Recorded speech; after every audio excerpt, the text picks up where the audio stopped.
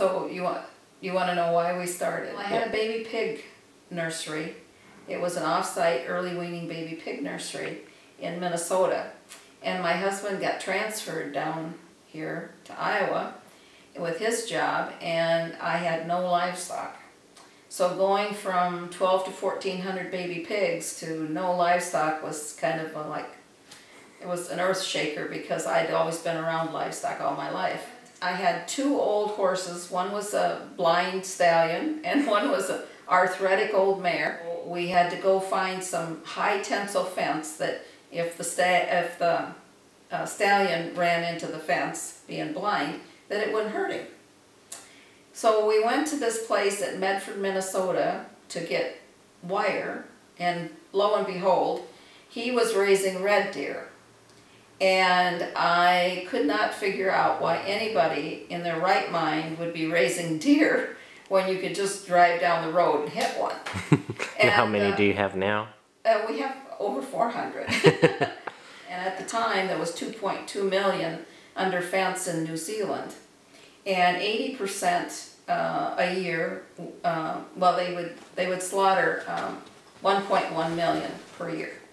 And of that, 80% was going into Europe as a white tablecloth food, and the rest, the other 20% was coming to the United States.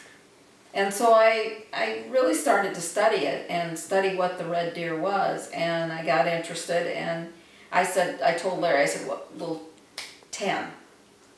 Let's start off with 10 and see how it goes. Well, after he had put up the high tensile fence, he decided that we really should get 27, because the guy had 27 in one group, and he would make us a better deal if we took all 27. So 27 females, bred females, and they all had calves, and so all at once our acreage wasn't big enough, and so we had to buy land. So it went from one thing to another, and then putting up more fence. And about 85 to 90% of our product goes to the New York restaurants right now. I also have a website, and I sell the venison over our website at venisonsteaks.com. Meat is all natural, which means no antibiotics, no added hormones, no tranquilizers, no additives, no coloring. And because of that, we've always been interested in organic or all natural. And we were concerned about the GMOs, and in our feed. They could promise us that there wasn't any antibiotics and no hormones and all this, but they could not promise us that we weren't getting any GMO corn or soybeans in our pelleted feed. And that was one of the big, and we started to see some differences in our breeding as far as our conception rate. And so we just started to be concerned that that could be a problem. And so that's why we started looking at the fodder. And also the fact that before this year, we had 3 summers of drought conditions, at least 3 months of the summer. And so you don't have very much pasture, and hay prices go way up, and the feed prices had been pretty high, so that's why we originally started looking at the fodder. And really glad in a lot of ways that we did, because I think the overall health of the animals is definitely a positive. We have seen different years where we've had a lot of gimpiness, you know. I would say, I don't know why, whether it was from, I always figured it was like when a cow gets thrush, or a horse gets thrush, that type of thing with the deer. We saw very little of that this year, and we've had a wet year. In fact, I can't really, at this minute, think of any of them that we had lame. Because I've been taking them to market the last 3 weeks. We've delivered to the processor. So these are the only ones that are left, and they'll go, we'll run them in tomorrow night, and then we'll load at 4 o'clock on Wednesday morning and take them to the processor. And these are over here, that's mothers and babies from this year. Larry kept saying, well, this is the last time we're going to be able to breed with him, because, you know, he's just not going to make it through the winter.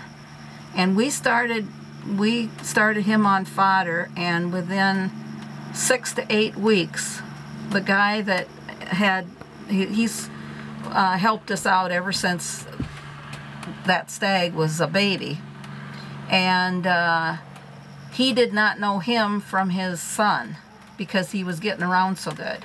Are fuller, longer into the cycle. Like usually before we had the fodder, they calve May, June. That's when they usually, most of them calve.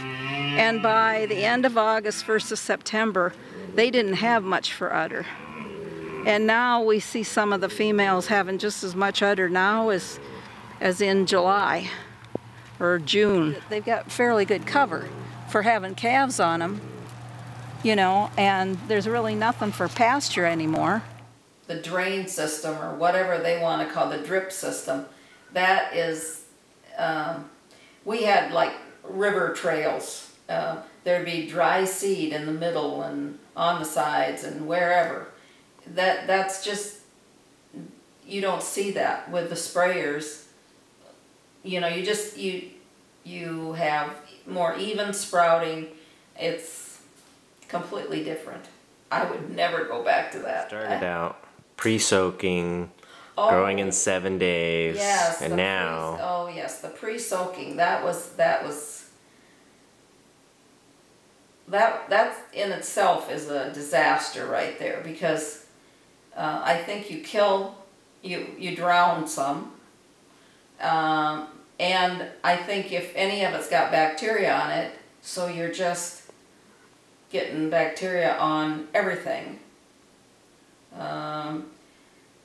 Then the other thing is that whole system, even though we would clean it down and we would sanitize it, that whole thing smelled.